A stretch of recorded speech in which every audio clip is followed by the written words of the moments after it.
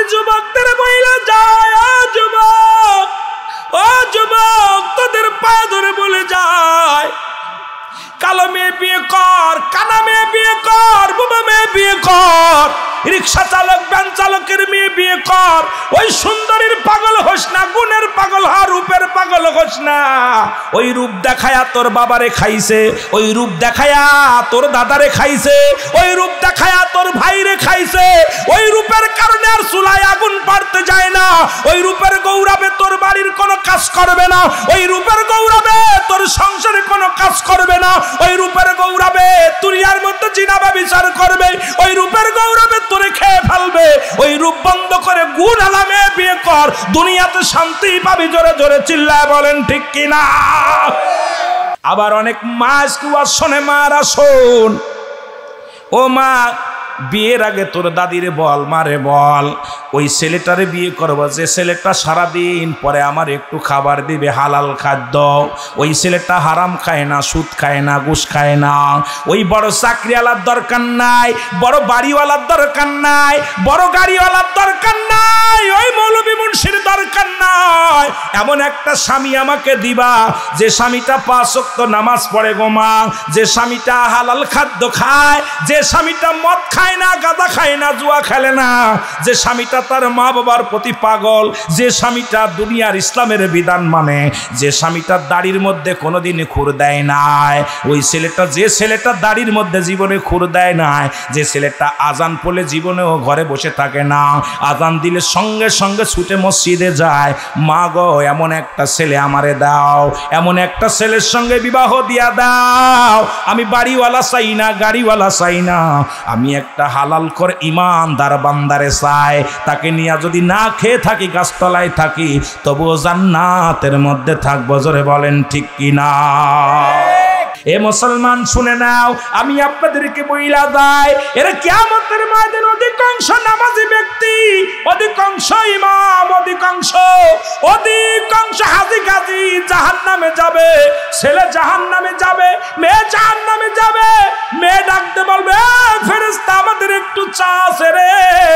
দুনিয়ার জিন্দেগি আমি ঘুমায়া থাকতাম, বাবা নামাজে যাইতো, আমি বেপরদায় চলতাম, আমার বাবা কোনোদিন আমারে তাগিদ দেয় নাই। আমি জর্জেট কাপড় পরিয়া রাস্তা দিয়ে বিকেল বেলা হলে ঢেউ খাইতাম, আব্বা কোনোদিন রাগ করে নাই, মা কোনোদিন রাগ করে নাই। আমি বেনামাজি হইয়া ঘুরাঘুরি করতাম, আমার বাবা মা কোনোদিন আমারে তাগিদ দেন নাই, রাগ করে নাই।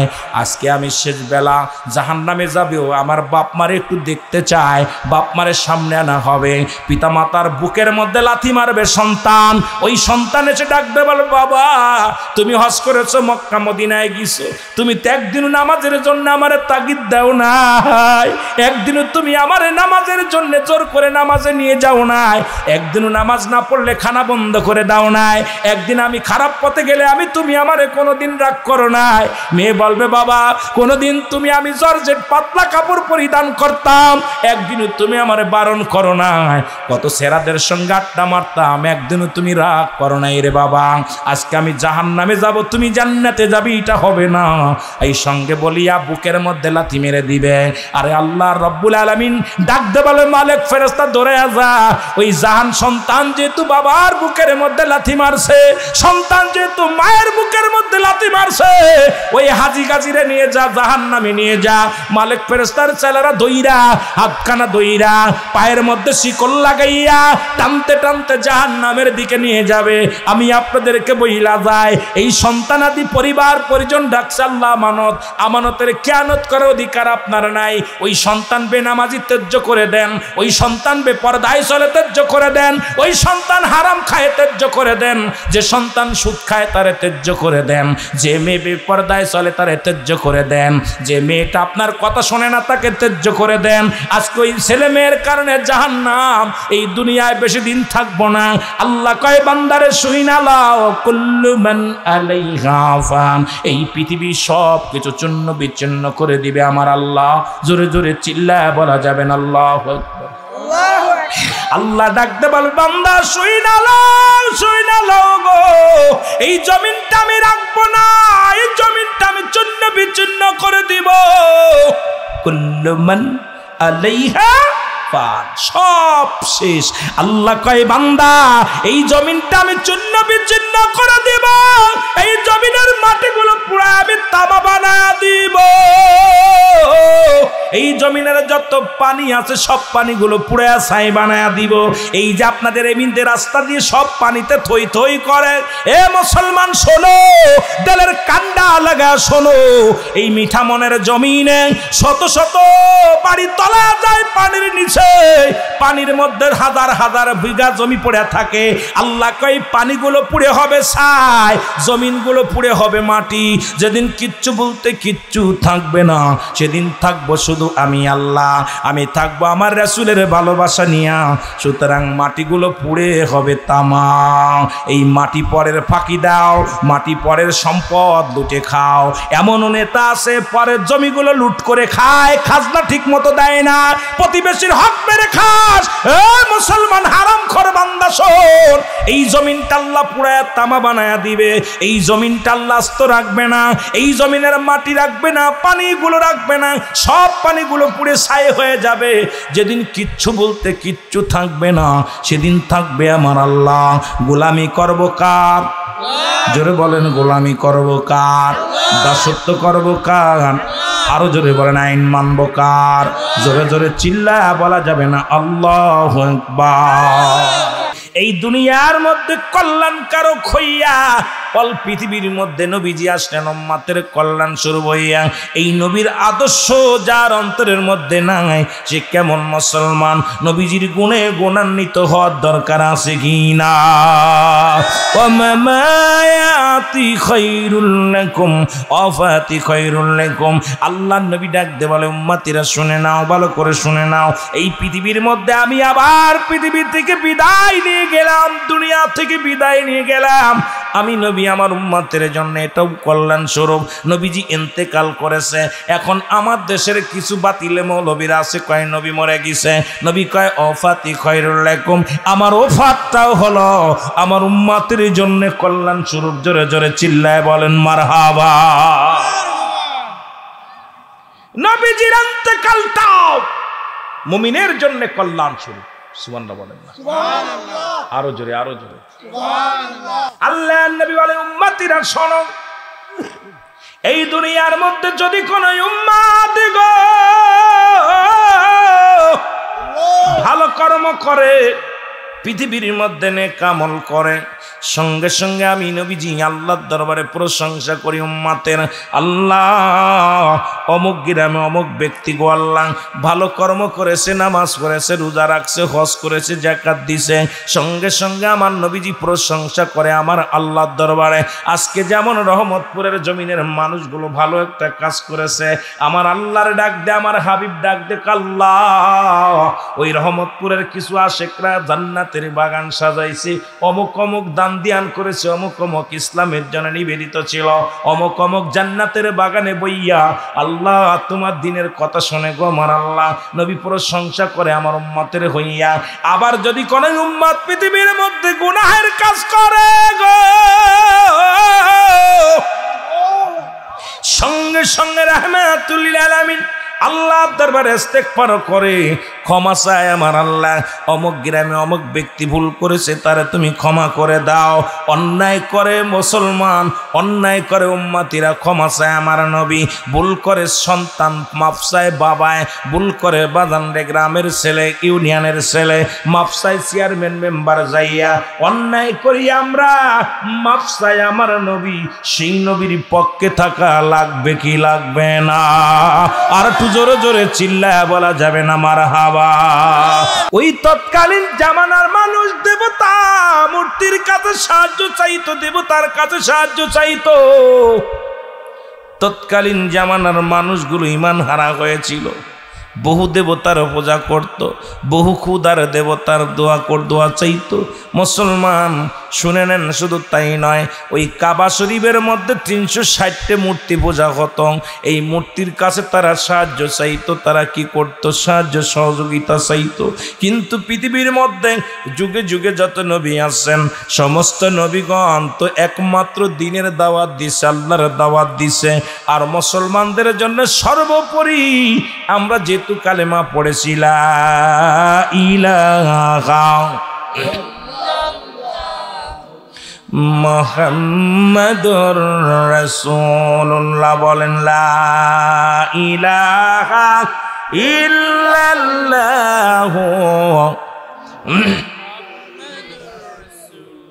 সাল্লাল্লাহু আলাইহি ওয়াসাল্লাম। আল্লাহ বলে লা ইলাহা, নাই কোনো ইলাহ ইল্লাল্লাহু, এক আল্লাহ ছাড়া।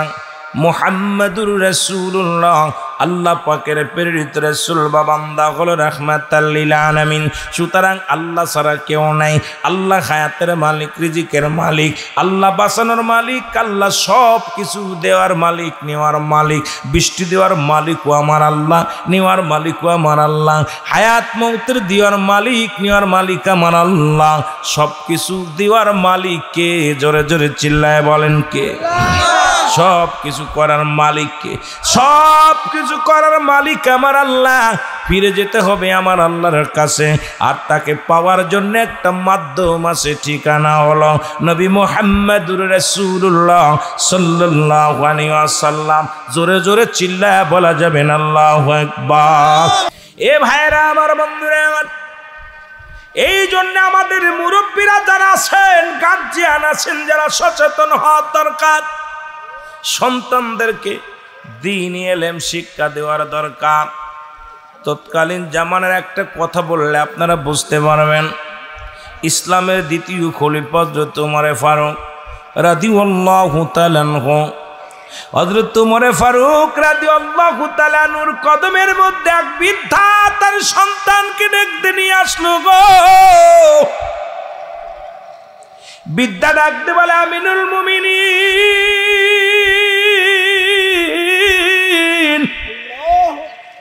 আমি আপনার কদমের মধ্যে আসছি গো, আমার সন্তানের বিচার করা লাগবে। জোরে জোরে বলেন মারহাবা। সন্তানের বিচার চাই বাবা। কেমন বাবা? আজকে সন্তান পরিবার পরিজন রেখে গেলেন বাবা, এগুলোর জন্য জাহান্নাম ডেকে আনবে। এগুলো আমাদের কাছে আমানত রাখছে। খিয়ানতের অধিকার আপনার নাই। আজকে অধিকাংশ বাবাগুলো ধরা পড়ে যাব, আল্লাহর দরবারে ধরা পড়ে যাব। অধিকাংশ মা আল্লাহর দরবারে ধরা পড়ে যাব। খলিফা আমিনুল মুমিনিন ডাকতে বলে, বৃদ্ধা তুমি এদিকে আসো, তুমি যার বিরুদ্ধে অভিযোগ করো এ কি হয়? কয় আমার কলিজার টুকরা সন্তান। কয়ের জন্য তুমি অভিযোগ কি? কয় হুজুর আপনার কাছে বিচার চাই, কারণ এই জামানার ন্যায় পরায়ণ বাদশাহ হলেন আপনি। আপনার কাছে আমি ন্যায় বিচার পাবো, আপনার কাছে কোনো অন্যায় বিচার পাবো না। এই জন্য আপনার কদমের মধ্যে আসছি, কারণ কিছুদিন আগে শুনেছি আপনার দরবারে বিচার হয়েছে। ওই বিচার একজন মুসলমানকে আপনি হত্যা করেছেন। মনে রাখবেন, আলোচনা কই থেকে কই যাই রে মুসলমান, শুনে নাও। কারণ রাসূলের কাছে আসলেন জমি সংক্রান্ত নিয়ে একটা মুসলমান, ইহুদি আর মুসলমান দুজন চলে আসলেন রাসূলুল্লাহর কদমের মধ্যে। এসে মুসলমান বলে, এই জিনিসটা আমার, এই জমিটা আমার। আর ইহুদি বলে, এই জমিটা আমার। দুজনের ভিতরে রাসূল শুনলেন, দুজনের মুখের কথা শুনলেন। নবীজি বললেন, শোনা পর রায় দিলেন যে আমার আদালতে আপনারা আসছেন, এই রায়টা আমি দিয়ে দিলাম আজকের।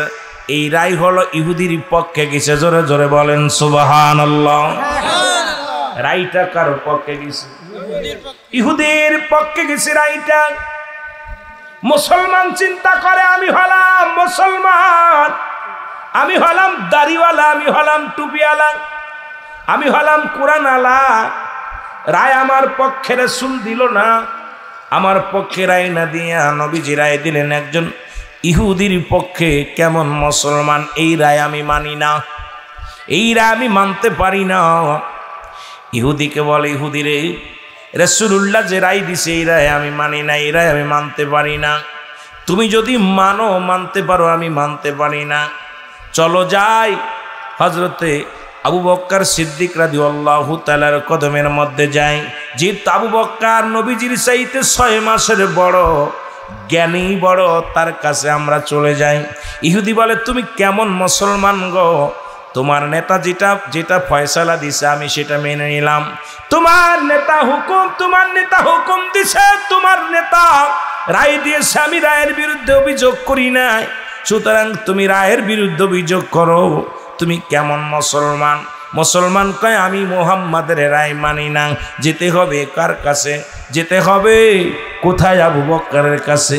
আবু বকরের কাছে গেলেন। হযরত আবু বকর রাদিয়াল্লাহু তাআলা আনহু দুজনের কথা শুনলেন, শুনিয়া রায় দিলেন। কয় আগে কে রায় দিছে? কয় রাসূলুল্লাহ। বলে, আমার নবী যে রায় দিছে আমার রায়ও সেটা, সুতরাং এই ফয়সালা আমি আবু বকরের ফয়সালাও হবে ইহুদির পক্ষে। জোরে জোরে চিল্লায়া বলা যাবে না সুবহানাল্লাহ? আমার ফয়সালাও হবে কার পক্ষে? ইহুদির পক্ষে। জোরে বলা যাবে না কার পক্ষে? ইহুদির পক্ষে আমার ফয়সালাও হবে। এ মুসলমান মানতে পারে নাই। মুসলমানের অন্তরের ভিতরে আঘাত লাগছে। চিন্তা করেন, আমি মুসলমান, আমি দাড়িওয়ালা, আমি টুপিওয়ালা, আমি পাগড়িওয়ালা, আমি কুরআনওয়ালা, আমি হাদিসওয়ালা, আল্লাহর নবী রায় আমার পক্ষে দিবেন, কিন্তু রাসূলুল্লাহ আমার পক্ষে রায় দিল না, রায় দিল একজন ইহুদির পক্ষে, আমি মানতে পারি না। চলো যাই। আবু বকর কাছরাই আমি রায় পালাম না। আবু বকর রায় দিলেন কার পক্ষে? ইহুদির পক্ষে। আমরা দুজনের রায় একজনের মানি না। যেতে হবে হযরত ওমর ফারুক রাদিয়াল্লাহু তাআলা আনহুর কাছে। জোরে বলা যাবে না আল্লাহু আকবার। হযরত ওমর তখন খাত্তাবের বেটা ওমর, তার কাছে রায়ের জন্য রওনা হয়ে গেল। ইহুদি ডাকতে বলে, মুসলমান, তোমার এক নম্বর নেতা মুহাম্মাদুর রাসূলুল্লাহ সাল্লাল্লাহু আলাইহি ওয়াসাল্লাম রায় দিছে আমার পক্ষে, আমি মেনে নিছি।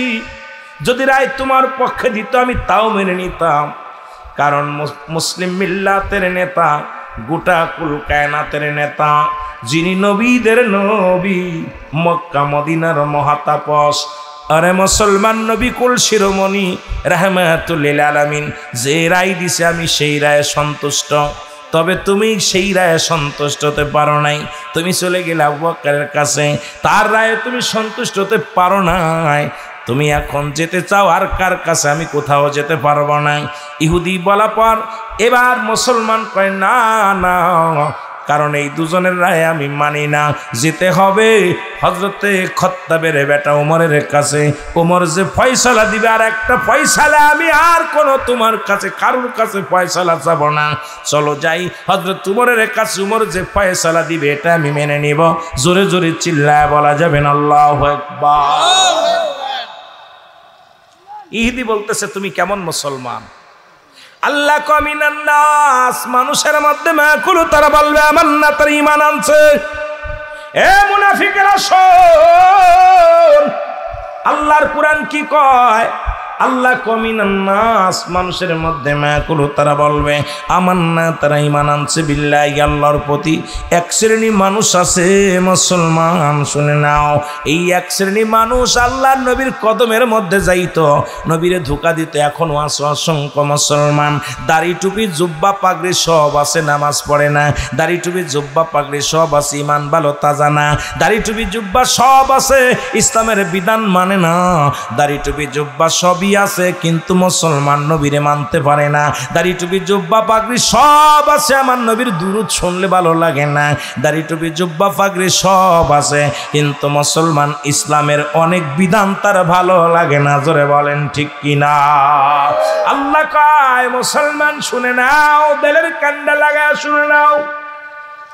মাকুল, তারা বলবে আমান্না, তোর ঈমান আনছে বিল্লাহি, আল্লাহর প্রতি, অবিলাও বিনা কিরাতের প্রতি বিশ্বাস স্থাপন করেছে। ওমা হুম বিমুমিনিন,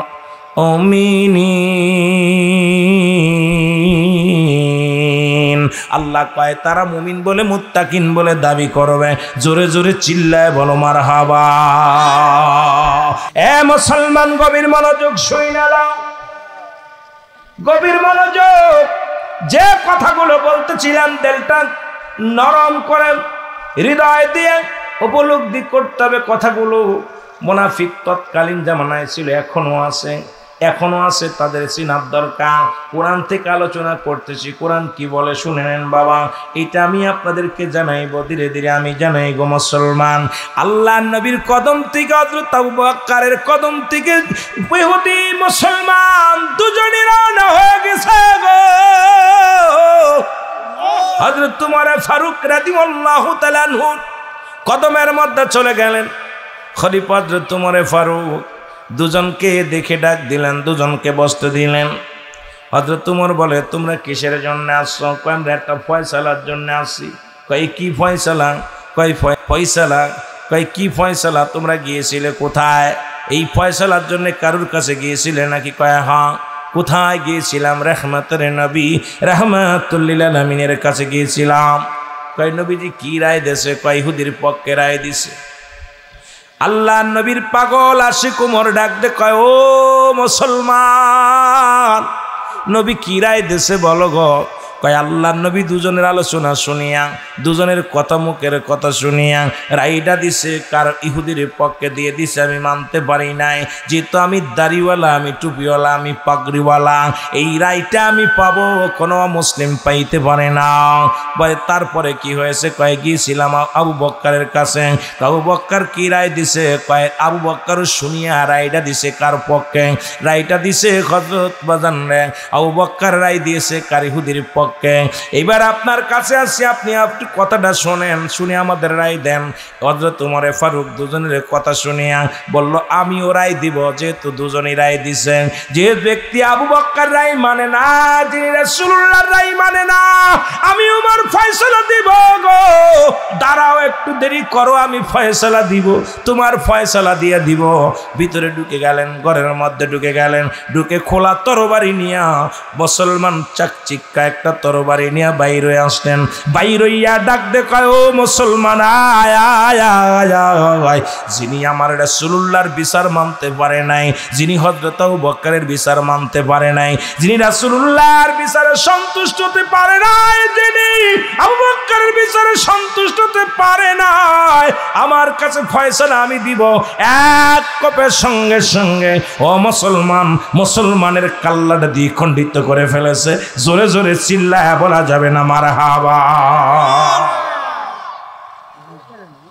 একবারে ধর থেকে কাল্লাটা এক কোপে কেটে নিচেই ফেলে দিছে।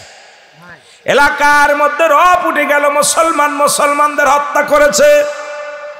বিশাল একটা বিপদ না? এরে বিশাল। শোনো, ইহুদি খ্রিস্টানরা একটা সুযোগ পেয়ে গেলেন। ইহুদিরা কয়, খ্রিস্টানেরা কয়, নাসারারা কয়, শুনেছ কিনি? মুসলমানরা দাড়িওয়ালারে কোরবানি করেছে, টুপিওয়ালারে জবাই করেছে, পুরানালারে জবাই করেছে। সুতরাং মুসলমানকে হত্যা করেছে। তোমরা শুনছনি? এদিকে রাসূলের কানে খবর আসলো, নবীজির কানে আসলো, হযরত উমর ফারুক মুসলমানকে হত্যা করেছে। কাকে হত্যা করেছে? জোরে বলেন, কাকে হত্যা করেছে? মুসলমানকে হত্যা করেছে। হযরত উমর ফারুক হত্যা করেছে, মুসলমানকে হত্যা করেছে। লোকজন মুসলমানদের মধ্যে একটা কেমন উত্তেজনা দেখা দিল। সবাই কয়েক মুসলমানদের হত্যা করেছে মুসলমানেরা। এবার নবীজির কাছে বিচারের জন্য চলে গেলেন লোকজন। ইয়া রাসূলুল্লাহ, ইয়া হাবিবাল্লাহ, নবী গো,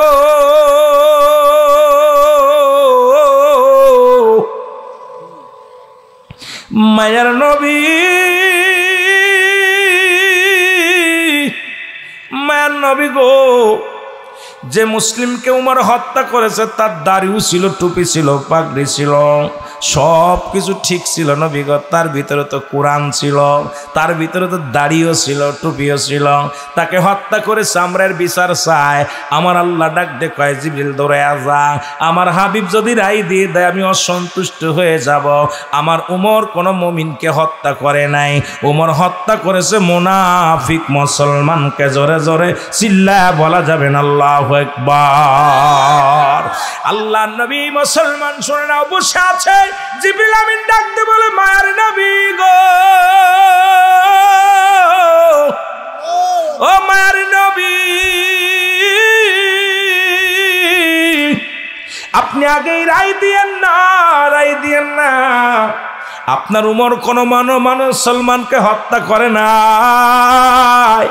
উমর হত্যা করেছে কারে ও মিনান নাস, ওই মানুষের মধ্যে মায়াকুলু, তারা বলবে মান্নাতের ঈমান আনছে, বিল্লাহি আল্লাহর প্রতি, অবিল আখিরাতের প্রতি বিশ্বাস স্থাপন করছে।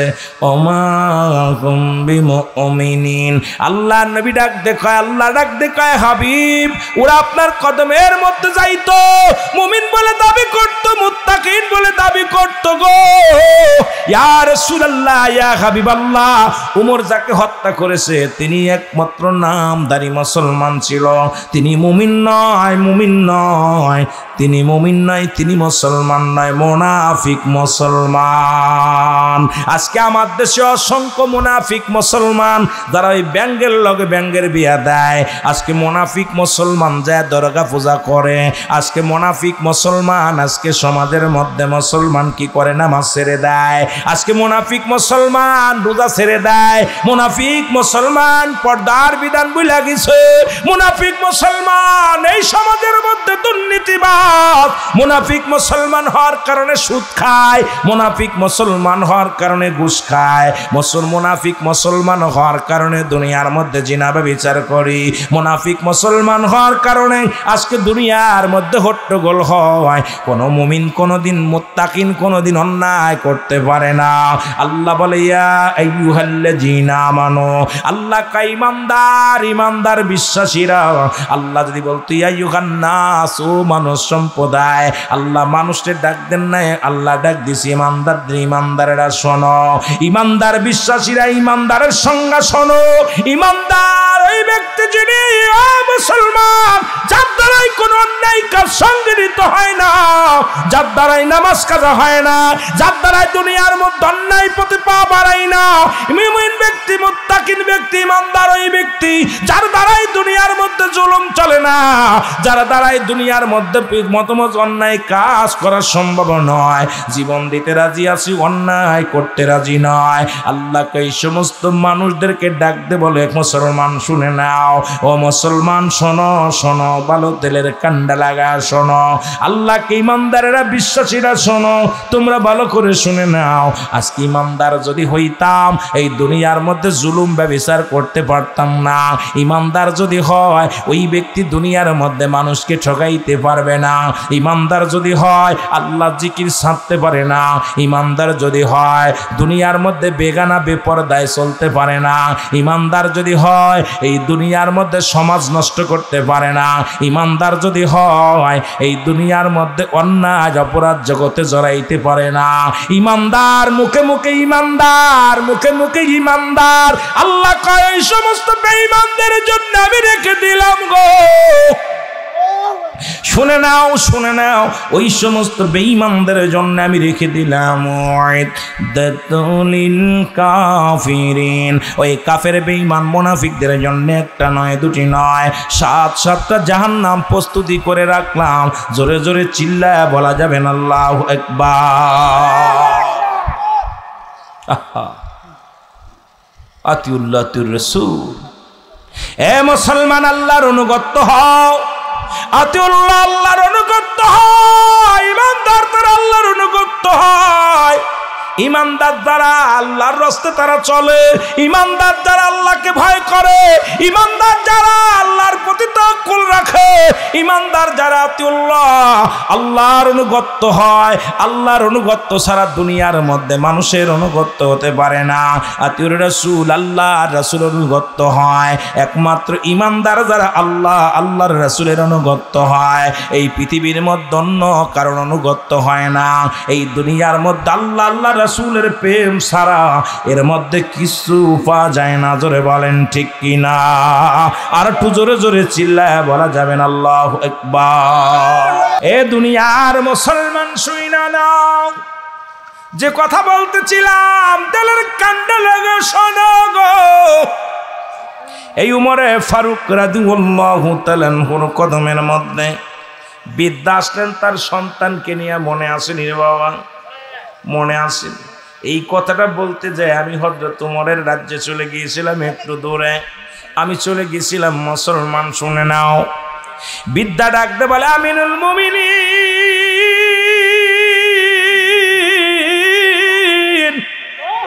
ইনি আমার একমাত্র সন্তান, আপনার কদমের মধ্যে আনসির বিচার করা লাগবে। কি করা লাগবে?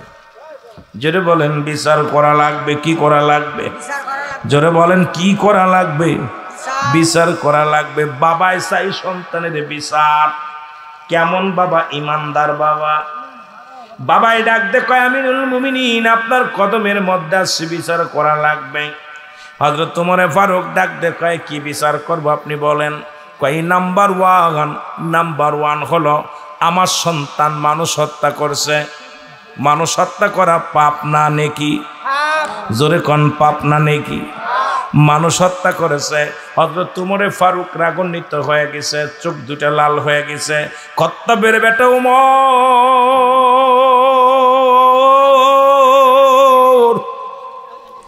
এমন রাগান্বিত হইছে গো।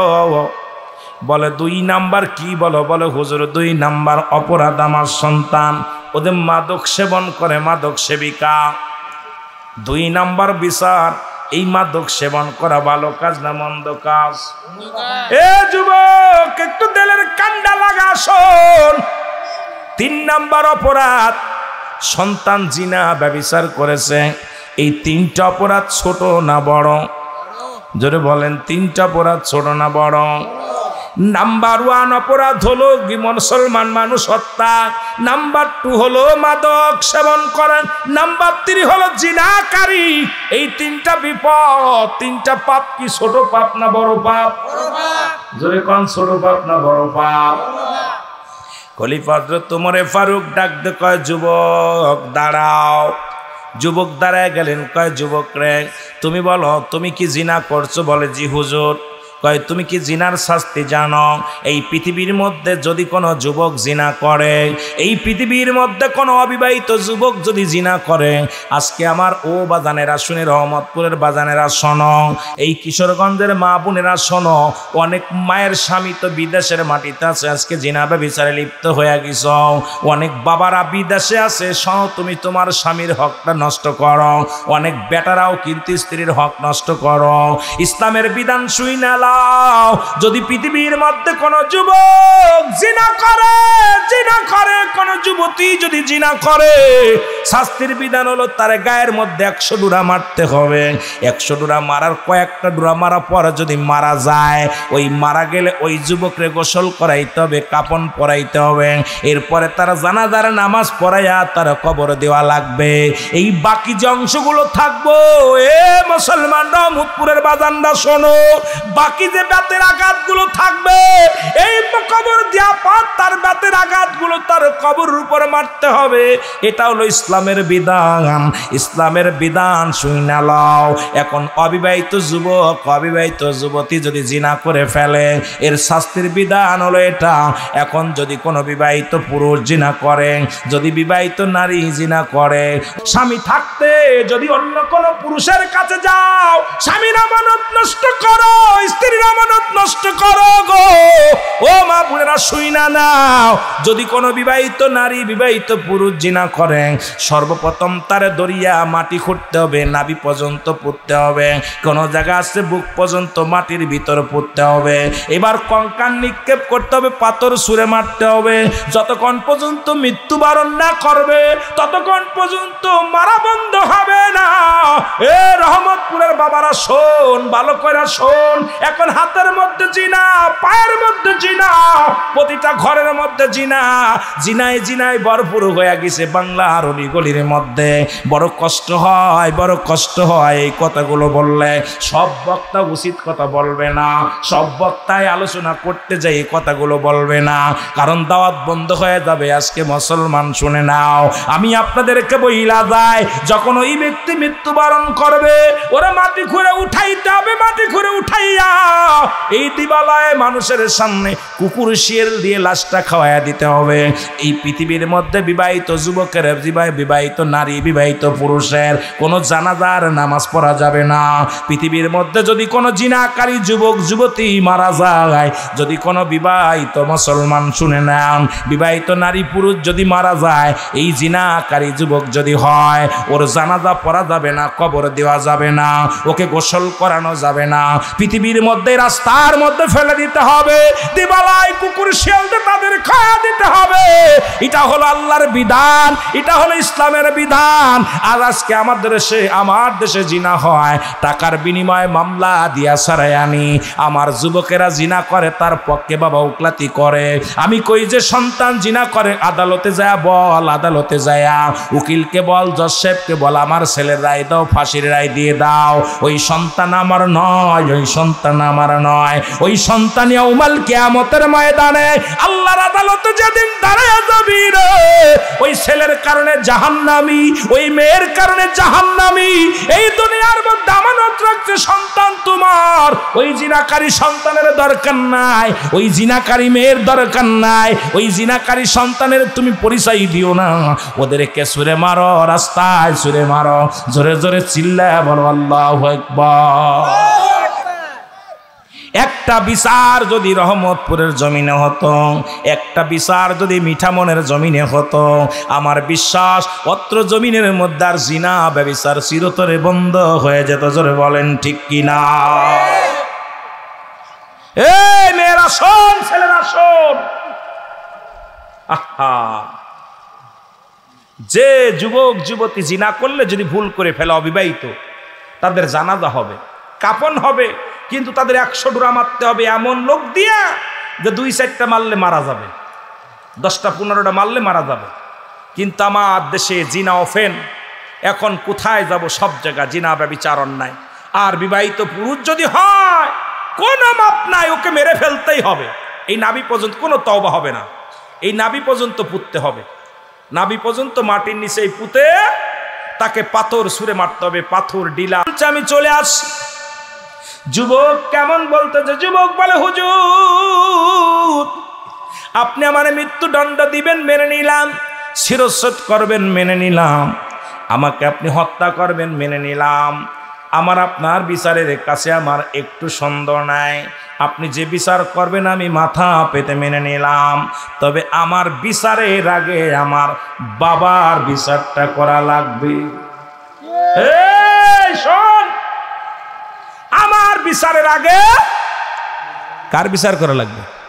আমার আব্বার বিচার করা লাগবে। খাত্তাবের বেটা ওমর ফারুক রাগান্বিত হইয়া রাগে ঠকবাক করে, গায়ের মধ্যে কাঁপন শুরু হয়ে গেছে।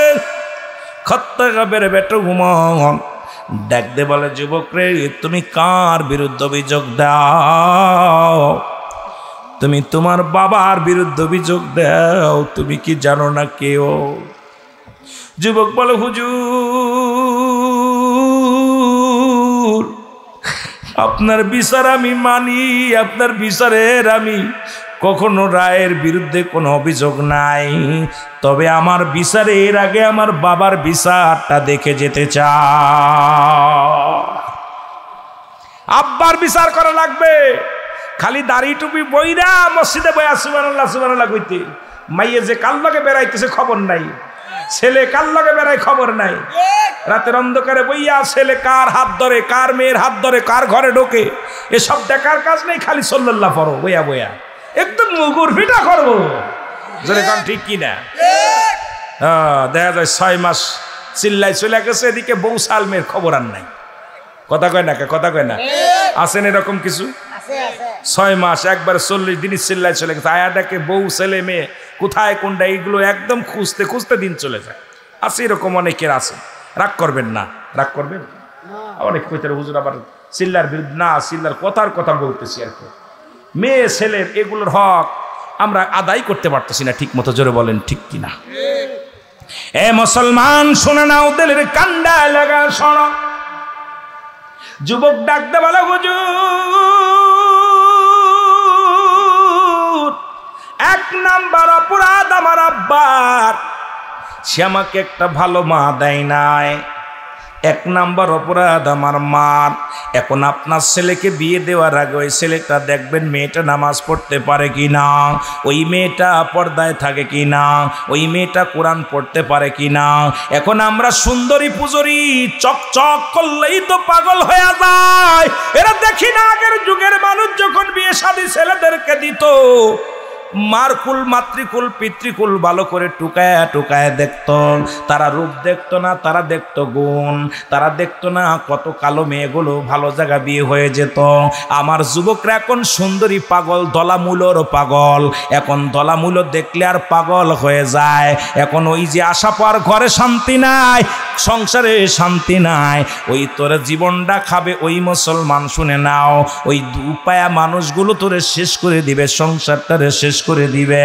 যুবক ডাকতে বলে, হুজুর এক নাম্বার অপরাধ আমার বাবার। সে আমার এমন একটা মা দিছে যে মা পর্দা করে না, যে মা জিনাকারিনী, যে মা দুনিয়ার মধ্যে বেগানা পুরুষের সঙ্গে চলাফেরা করে। সুতরাং আমি মা পাই নাই, ভালো একটা মা দিই নাই। আমিনুল মুমিনিন আগে বিচার করেন আমার বাবার, সে কেন আমার একটা ভালো মা দেয় নাই। আমি যুবকদের হাতে ধরে বলে যায়, পায়ে ধরে বলে যায়, একটা কালো মেয়ে বিয়ে কর, রিক্সা চালকের মেয়ে বিয়ে কর, ভ্যান চালকের মেয়ে বিয়ে কর। আগে দেখবি ওই মেয়েটা কোরআন পড়তে পারে কিনা, দ্বিতীয় পর্দার মধ্যে থাকতে পারে কিনা। ওই মেয়ের মা দেখ কোনোদিন তার শ্বশুর শাশুড়ির খেদমত করে কিনা। ওই মেয়ে, যে মেয়েটা তার পিতামাতার শ্বশুর শাশুড়ির খেদমত করে, ওর বংশ ভালো, ওর জাতি ভালো। চেহারা দেখিস না, 60 বছর দুনিয়ার মধ্যে থাকবি, কবরে আবাদান আবাদান চিরস্থায়ী ঘুমাইতে হবে গো। ওই কবরে জান্নাতের মধ্যে 70টা করে হুর দিবে, একটা নয় দুটি নয়। এই দুনিয়ার মায়াগুলো এত সুন্দরী নয়। এই দুই হুরগুলো, ওই জান্নাতি মেয়েগুলো যদি কেনি আঙ্গুল এই দুনিয়ার মধ্যে বাইর করতো, এই দুনিয়ার মস্ত দুনিয়ার আলো বাতাস তাদের কাছে হার মেনে যেত। এই দুনিয়ার ওই জুসনা বানু নয়, দুনিয়ার সকিনা বানু নয়, আল্লাহর জান্নাতের মধ্যে অফুরন্ত নিয়ামত রয়েছে। 70টা করে ছেলেদের জন্য, 70টা করে মেয়েদের জন্য। এই দুনিয়াতে একটু হারাম হালাল দেইকা চল, আল্লাহর জান্নাতে গেলে পাবি নিয়ামত। জোরে জোরে বলেন মারহাবা। আমি যুবকদের বইলা যায়, ও যুবক, ও যুবক, তোদের পায়ে ধরে বলে যায়, কালো মেয়ে বিয়ে কর, কানা মেয়ে বিয়ে কর, বুবা মেয়ে বিয়ে কর, রিক্সা চালক ভ্যান চালকের মেয়ে বিয়ে কর। ওই সুন্দরীর পাগল হোস না, গুণের পাগল হ, রূপের পাগল হোস না। ওই রূপ দেখায়া তোর বাবারে খাইছে, ওই রূপ দেখায়া তোর দাদারে খাইছে, ওই রূপ দেখায়া তোর ভাইরে খাইছে। ওই রূপের কারণে আর চুলায় আগুন পাড়তে যায় না। ওই রূপের গৌরবে তোর বাড়ির কোনো কাজ করবে না। ওই রূপের গৌরবে তোর সংসারে কোনো কাজ করবে না। ওই রূপের গৌরবে দুনিয়ার মধ্যে জিনাবা বিচার করবে। ওই রূপের গৌরবে তোরে খেয়ে ফেলবে।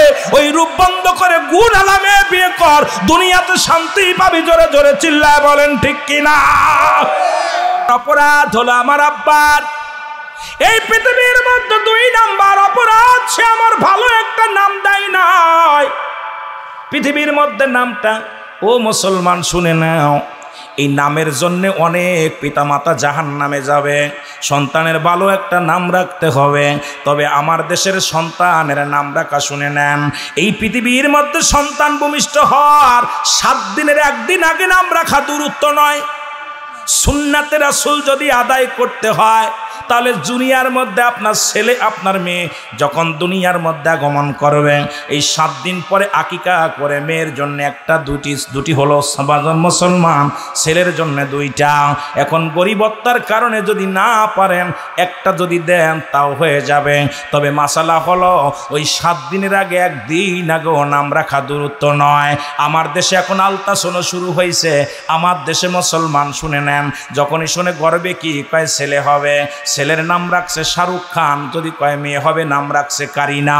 আজকে আমার দেশটা নষ্ট হয়ে যায়। শুনে নেন, শুনে নেন, কোন সন্তান পৃথিবীর মধ্যে ভূমিষ্ঠ হওয়ার আগে নাম রাখা দূরত্ব নয়। এই ছেলে কোনোদিন মুসলমান ভালো ইমানদার হবে না। ও হবে ঘুষখোর, ও হবে সুদখোর, ও হবে জিনাখোর, ও হবে লুচ্ছা, ও হবে বদমাশ। ফরমাইশ, যদি ইমানদার হবে না ও হবে বেনামাজি, ও হবে হারামখোর, ও পৃথিবীর মধ্যে ভালো জিনিস ভালো লাগবে না। কারণ কেন লাগবে? ও ভালো লাগবে না এই জন্য শুইনা লন পৃথিবীর মধ্যে সুন্নাতে রাসূলের উপরে দুনিয়ার মধ্যে আগমন করতে পারে নাই। এই জন্য আমাদের অধিকাংশ মা বাবা কিন্তু এই ভুলটা করেছে। দেখা যায় বাসর রাত্রেই নাম রাখা হয়ে যায়। জোরে কোন ঠিক কিনা? স্বামী স্ত্রী বিয়ে হয়েছে, বাসর ঘরে যায় কয় সকিনা, কয় কি? কয় আমি তো মনে মনে নিয়ত করছি একটা ছেলে হবে, আমার ছেলে নাম রেখে ফেলছে। কয় ছেলে যদি হয় নাম রাখবো অমুক মিয়া। বিবি কইতেছে আমার তো মনে মনে জল্পনা আমার একটা মেয়ে হবে, মেয়ের নাম রাখবো অমুক। দেখা যায় এখনো মিলন হয় নাই, এখনো দুজন দুজনকে ভালো মতো দেখে নাই, সন্তানের নাম রাখা কমপ্লিট। কতক্ষণ ঠিক কিনা? আরো জোরে বলেন, আরো জোরে বলেন।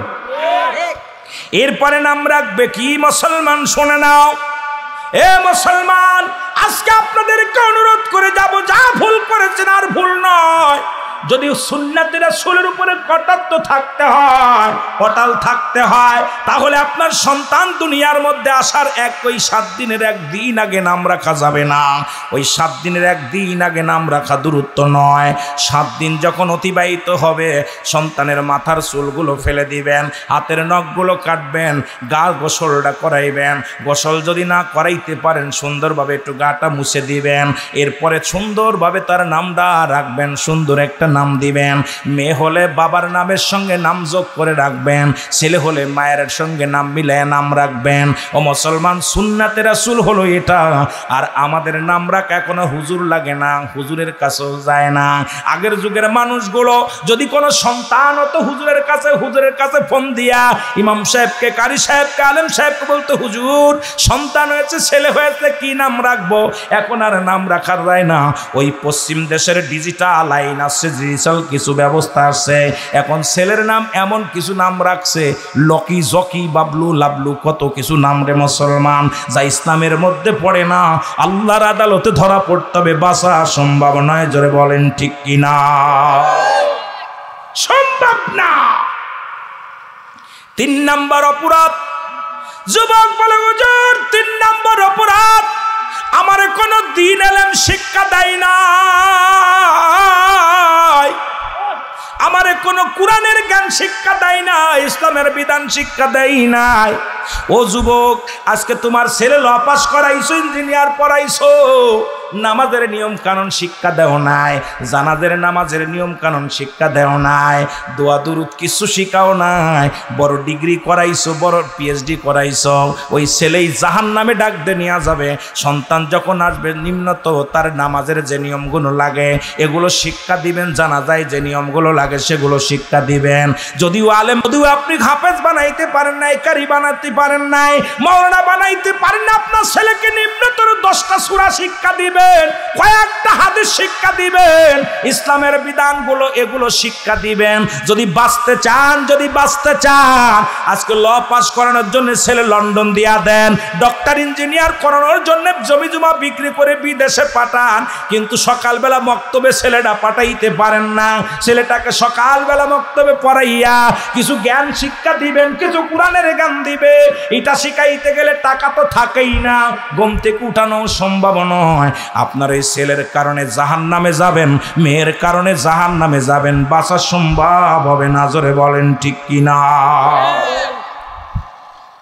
বলছে হুজুর 3য় নাম্বার অপরাধ আমার আব্বার, সে আমাকে কোনো ইসলামী জ্ঞান শিক্ষা দেয় নাই।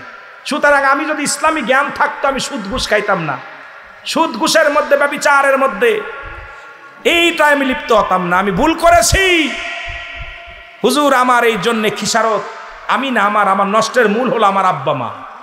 নষ্টের গুরুকে জোরে বলেন না কেন? আব্বা মা।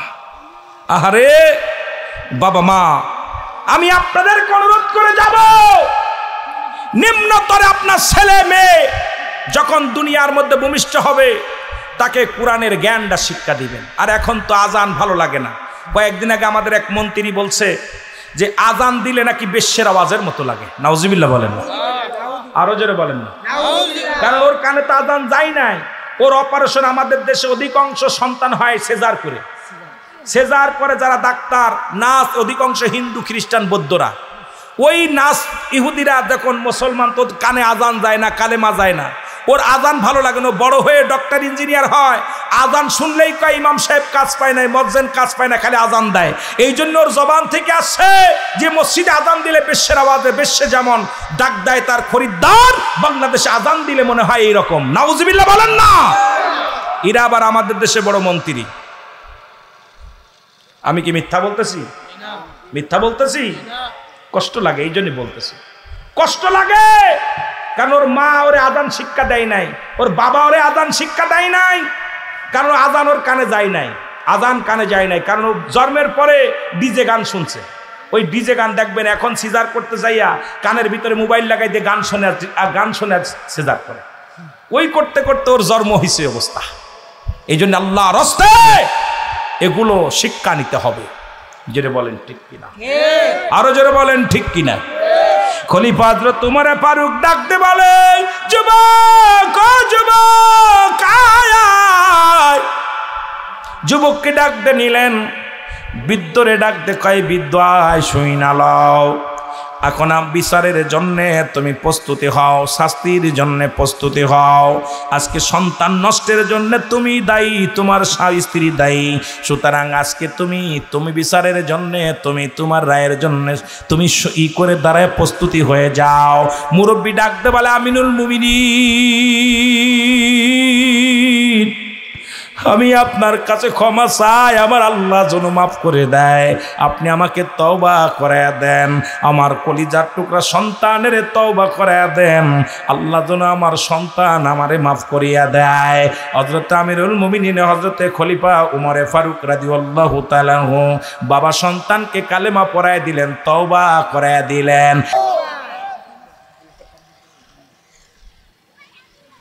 কষ্ট হচ্ছে আপনাদের? অনেকে দেখছি ঘুমাচ্ছে, অনেকের চোখে ঘুমায় ঘুমায় পড়তেছে। আমি আগেই কইছি ক্লান্ত, এরপরে যদি একটু বাতাস গায়ে লাগতেছে আর মজা লাগতেছে। আর জান্নাতের বাগানে আসলে এমনি ঘুম আসে, রহমত। রহমত দেখবেন মসজিদে গেলে, বাড়ি বয়া থাকে ঘুম আসে না, মসজিদে গেলেই ঘুম আসে। কথা বলছেন না? কারণ আপনার ভিতরে রহমতের একটা বাতাস বয়। এখানে অনেকেই ওয়াজ সায়াসে দেখতেছে আবার ঘুমাচ্ছে, ঘুমানো যাবে না বাবা, আর অল্প একটু করে আলোচনা হবে। কষ্ট হচ্ছে? কষ্ট হচ্ছে?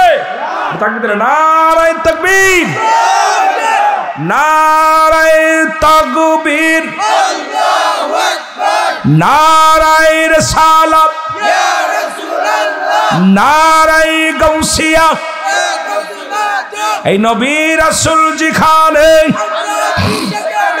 ওলি আল্লাহ যেখানে, এই মিলাদ কিয়াম যেখানে, এই নূরের নবী যেখানে, এই নূরের নবী যেখানে, হায়াতুন নবী যেখানে, নারায়ে তাকবীর। তাকবীর দিলে শয়তান পলায়, দেই একটু গম টম যায় নাকি দেখিনি। শয়তান পালাইবো, কি বলাইবো? শয়তান পালাবো। কিছু মানুষ কষ্ট হচ্ছে, অনেকে উঠে চলে গেছে, কয়েকজন উঠছে, কেউ ঘুমাচ্ছে, বা কষ্ট হচ্ছে। বেশি সময় আপনাদের নষ্ট করব না, হুকুম দিলে ইনশাল্লাহ আখেরি মোনাজাত। কষ্ট আপনাদের দেওয়ার সময় যে আপনাদেরকে কষ্ট দিব এই চিন্তা ভাবনা করে আসি নাই। মহব্বতের সঙ্গে দুরূদ শরীফ পড়েন, আল্লাহুম্মা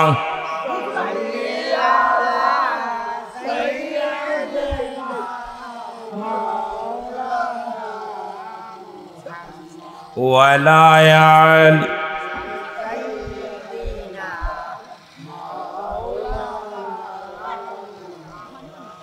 ও নবী গো, সালাত সালাম জানাই, সালাত সালাম জানাই আপনার পরে। ও নবী গো, আমরা গুনাহগারে, বলো আমরা গুনাহগার গো নবী, আমরা গুনাহ। আরো জোরে বলেন, আমরা গুনাহগার গো নবী, আমরা গুনাহগারে। ও নবী গো, ওমা আরসালনাকা ইল্লা রাহমাতাল লিল আলামিন।